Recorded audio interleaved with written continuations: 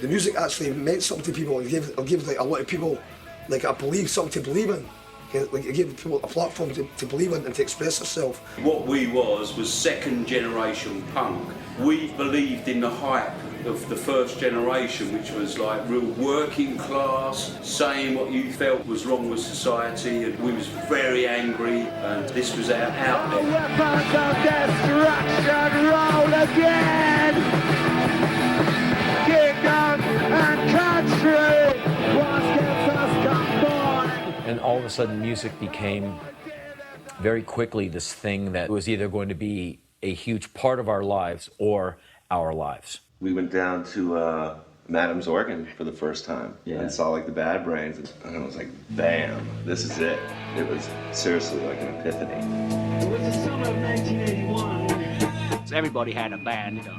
My friend and I had a band, you know. We had no songs, we had no instruments, you know. We never played a show, we never, we're in a band, you know. How long have you guys been together? 8 months. Yeah. 10 months. 8 or 10 months. 10 months? 10 hours. Yeah. Bands were being formed because bands weren't touring and coming to Washington. It's like, well, if we're not on the same New York, LA thing where every band that's specific to what we like comes there, we'll make our own bands.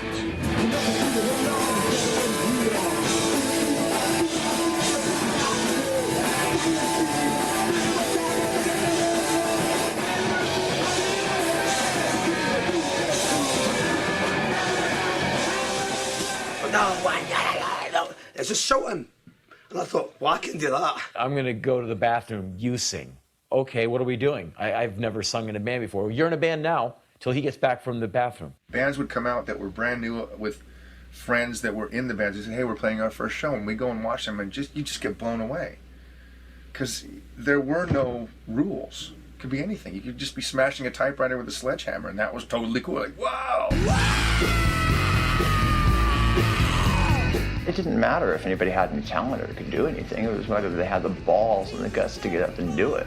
We did it for fun, and also because we wanted to challenge the boundaries, and we wanted to get people to think, and we wanted to politicize people. Various versions of socialism and anarchy and sort of mixtures of in-between things like that were coming out through lyrics that were either informed or innocent, but just basically said, we want to run our own lives.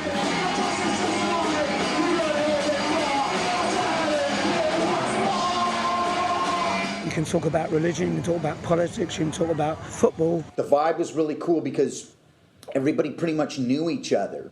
It was like a big party. You were there as early as possible, and you were there till as late as possible, and you were there for every band. She says the kids are very, very loyal.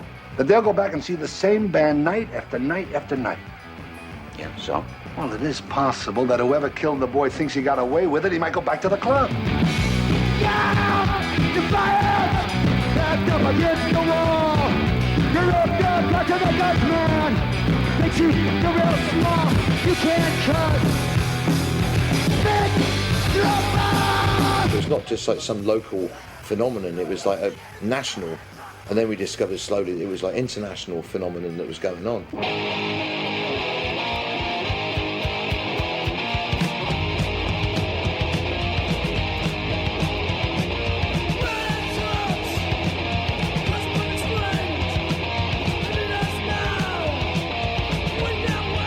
DC had it going on, Boston, New York, Minneapolis, Chicago, Seattle, Los Angeles, San Diego, San Francisco. Everyone had like cool bands. As records started coming out and fanzines started developing to like talk about the records that were coming out, it just got bigger and bigger and bigger. And you hear about this band that you read about, and so you send off for the Black Flag Nervous Breakdown EP through the mail. And the bass player sends you the EP and says, hey, can we sleep on your floor when we come through town?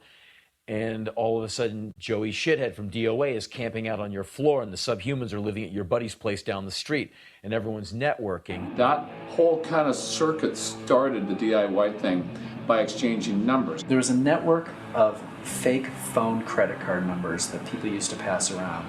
I got a new number for you, because nobody could afford the phone bills for all the work we were doing. So entire tours were being booked off of just these fake credit card numbers. If I want to, I will take you. He's only 50, not the good one. We were just putting on shows, renting out clubs, renting out halls, wherever we could do shows at. Kids live for music. So how ironic that the music they live for, they can't go see because they're not old enough to see it. We were really committed to the idea of getting these venues open to kids. So we just went to the club and said, look, we're not going to drink. We're going to put these big black X's on our hands. If we have the X's on our hands, you see us drinking, kick us out of the clubs forever. And in return for that, let us come to the gigs. We had the feeling, if we could ever get this to teen audiences, and people would really like it because it's like the rebirth of the spirit of rock and roll that corporations and major labels went so far out of their way to kill. In the early stages, there were no record labels at all that wanted to work with the band, let alone major record labels. It was kind of like, this is crazy shit. They didn't look at it like a viable commodity like they do today. They looked at it like an insurance risk.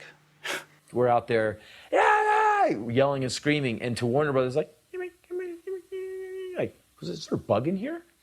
No, it's punk rock down here. Oh, well, It became pretty much evident that if we wanted to put this record out, we were just going to have to put it out ourselves. It took us a few months to figure out how to do it. We didn't want anyone to think that we were trying to cash in.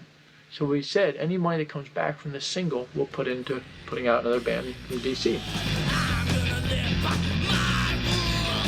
Of course, the major label's not going to sign us, and we wouldn't want to be with them anyways. What do we want to have anything to do with that?